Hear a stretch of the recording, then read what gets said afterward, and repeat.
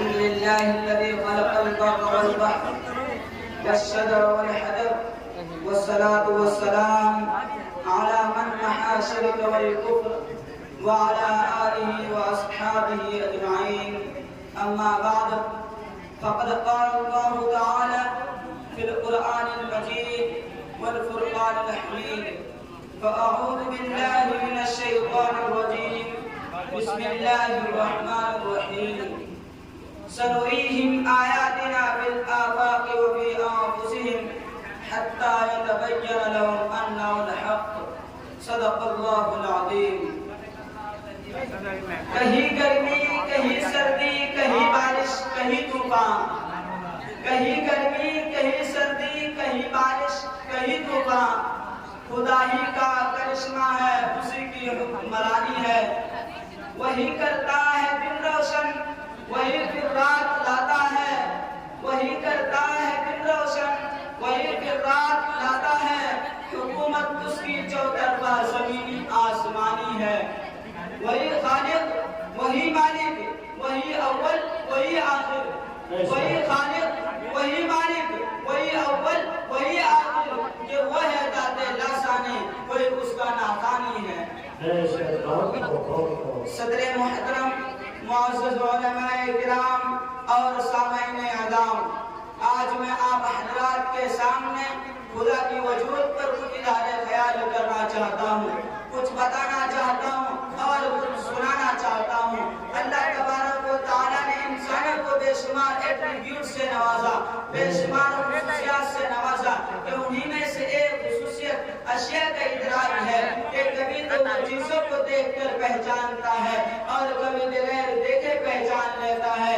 مگر جب بات آتی ہے خدا کے وجود کی، مگر جب بات آتی ہے رب کائنات کے ایگزسٹنس کی، تو بغیر دیکھے ماننے سے انکار کر دیتا ہے. کہ حیرت ہے انسان کی نادانی پر کہ مخلوقات کو دیکھنے کے باوجود خالق کا انکار کرتا ہے. رب کائنات کے ہزار مظاہر دیکھنے کے باوجود رحیم کا انکار کرتا ہے. قدرت خداوندی کے بے شمار کرشمے دیکھنے کے باوجود رب کا انکار کرتا ہے. ہر چیز کی نشو و نما اور وقت و برمحل ہوتے ہوئے دیکھنے کے باوجود خدا کا انکار کرتا ہے. اور رب کائنات کے وجود کا انکار کرنے والوں اور خدا کے ایگزسٹنس کا انکار کرنے والوں، ذرا سوچو تو صحیح، کیا ایسا ہو سکتا ہے کہ پیدائش تو ہو مگر پیدا کرنے والا نہ ہو، پرورش تو ہو مگر پالنے والا نہ ہو، قدرت تو ہو مگر قدرت والا نہ ہو، رحمت تو ہو مگر رحم کرنے والا نہ ہو؟ اگر تمہارا جواب، اگر تمہارا نقطہ نیگیٹو ہے اور یقیناً نیگیٹو ہے، تو تم ان چیزوں کو تسلیم کرنے کے بعد پھر کس منہ سے خدا کا انکار کرتے ہو؟ حضرات گرامی، جب کلی جانور شیر کی آواز سن کر یہ سمجھ جاتا ہے کہ شیر آ رہا ہے، گھوڑا شیر کی بو سونگ کر یہ محسوس کر لیتا ہے کہ اس راستے پر شیر موجود ہے. انسان بند گھر سے دھواں نکلتا دیکھ کر یہ یقین کر لیتا ہے کہ وہاں آگ لگ رہی ہے. انسان بند کمرے میں بیٹھ کر صحن کی دھوپ سے یقین کر لیتا ہے کہ سورج نکل رہا ہے. یہ وہ مثالیں ہیں جن کا وقوع بقدرت سے ہوتا ہے، اور ان کے کثرت وقوع کے سبب ہمیں یہ احساس نہیں ہو پاتا کہ ہم ان چیزوں کے ادراک بغیر دیکھے کر رہے ہیں. اس کا صرف اس بنا پر انکار کیا جائے کہ اللہ نظر نہیں آتا تو میں کہتا ہوں پھر تم ہوا کا انکار کرو، سردی گرمی کا انکار کرو، خوشبو بدبو کا انکار کرو. ظاہر سی بات ہے جو شخص ان چیزوں کا انکار کرے گا اسے احمق اور بیوقوف کے سوا کیا کہا جائے گا؟ تو پھر مجھے کہنے دو کہ اس شخص سے بڑا بیوقوف اور اسٹوپڈ کون ہو سکتا ہے جو شب و روز عالم کے مستحکم نظام اور اس میں وجود پذیر ہونے والے مختلف قسم کے چینجز، اس کی نئے رنگیاں اور رنگینیاں دیکھتا ہے اور پھر خدا کے وجود کا انکار کرتا ہے. جب ایک کشتی بغیر ملاح کے نہیں چل سکتے، جب گاڑی بغیر پیٹرول کے نہیں چل سکتے، جب گولی بغیر بندوق کے نہیں چل سکتے، جب عمارت بغیر معمار کے نہیں بن سکتے، تو ذرا سوچو تو صحیح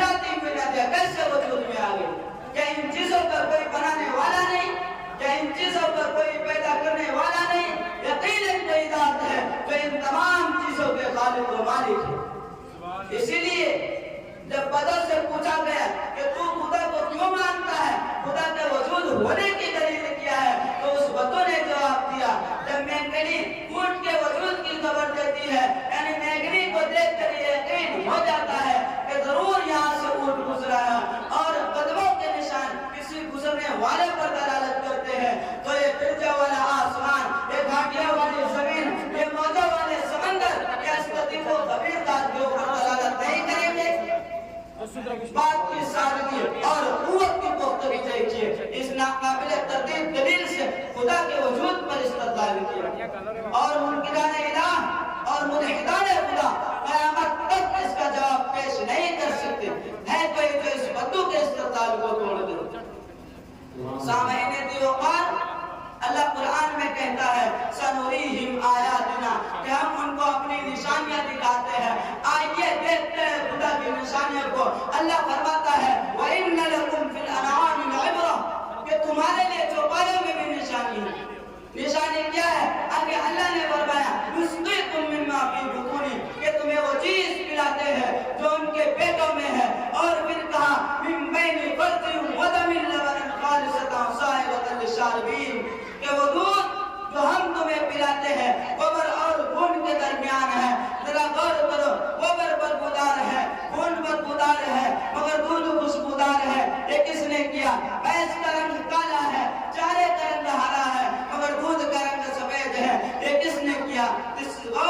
ذالکم اللہ، یہی تو اللہ ہے۔ اور آگے چلو، اللہ انسان سے سوال کرتا ہے افرأیتم الماء الذی تشربون اانتم انزلتموہ من المزن ام نحن المنزلون، کہ انسان یہ جو پانی تو پیتا ہے کیا تو نے اسے بارش کے ذریعے نازل کیا، یا ہم اس کے نازل کرنے والے ہیں؟ کائنات کا سسٹم ہے کہ ہر سال ہر علاقے میں بارش ہوتی ہے اور ضرورت کے لحاظ سے مکمل ہوتی ہے، اور اسی بارش کے پانی کا ذخیرہ کیا جاتا ہے، اسٹاک کیا جاتا ہے، اکٹھا کیا جاتا ہے تاکہ بوقت ضرورت استعمال کیا جائے۔ اگر بارش نہ ہو تو انسانی زندگی کا بچنا ناممکن ہو جائے، لہذا آسمان سے بارش اتارنے کا نظام بنا دیا گیا، اور اس پانی کو کڑوا نہیں بنایا گیا بلکہ میٹھا بنایا گیا تاکہ انسان اس سے فائدہ اٹھا سکے۔ پانی کو آسمان سے کس نے اتارا؟ پانی کو میٹھا کس نے بنایا؟ ذالکم اللہ، یہی تو اللہ ہے۔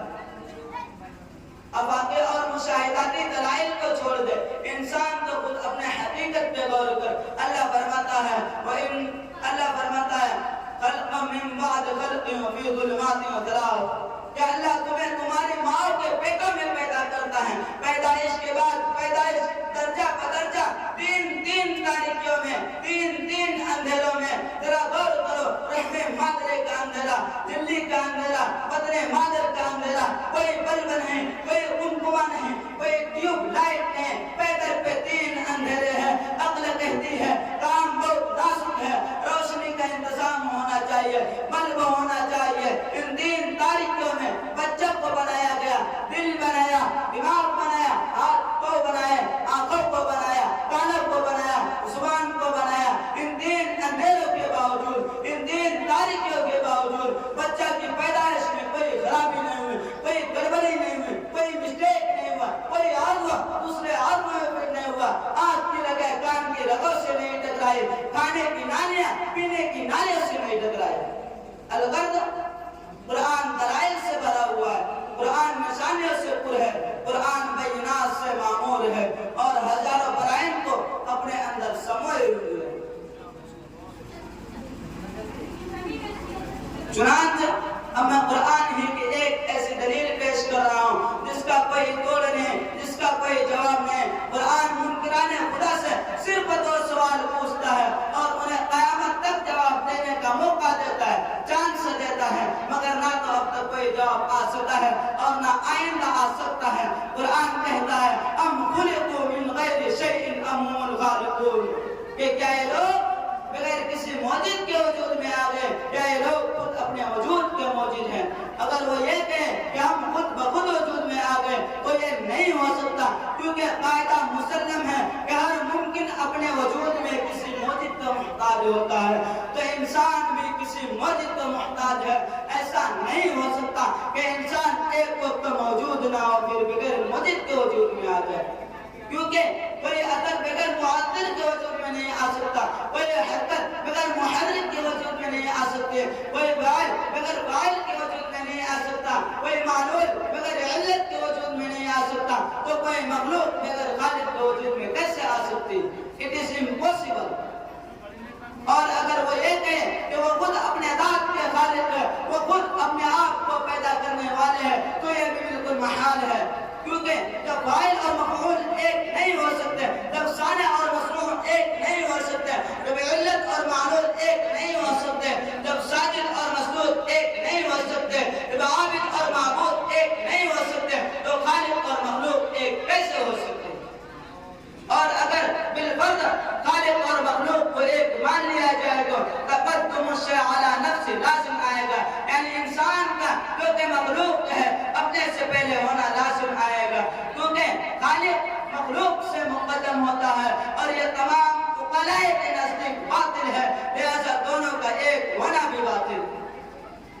بلکہ حضرت الاستاذ مولانا نور عالم خلیل امینی صاحب دامت برکاتہم نے تو ظالموں کو ظلم سے بڑا عجیب استدلال کیا ہے۔ اٹھائیے ان کی کتاب کیا اسلام پسپا ہو رہا ہے، اور بولیے صفحہ نمبر 142 وہ لکھتے ہیں آج پوری ورلڈ میں دینداروں، اللہ سے لو لگانے والوں، اس کی عظمت و کبریائی کی تسبیح پڑھنے والوں، اور دنیا کے ہر کام میں صرف اسی کی خوشنودی کا خیال رکھنے والوں پر اصحیات تنگ کیا جا رہا ہے۔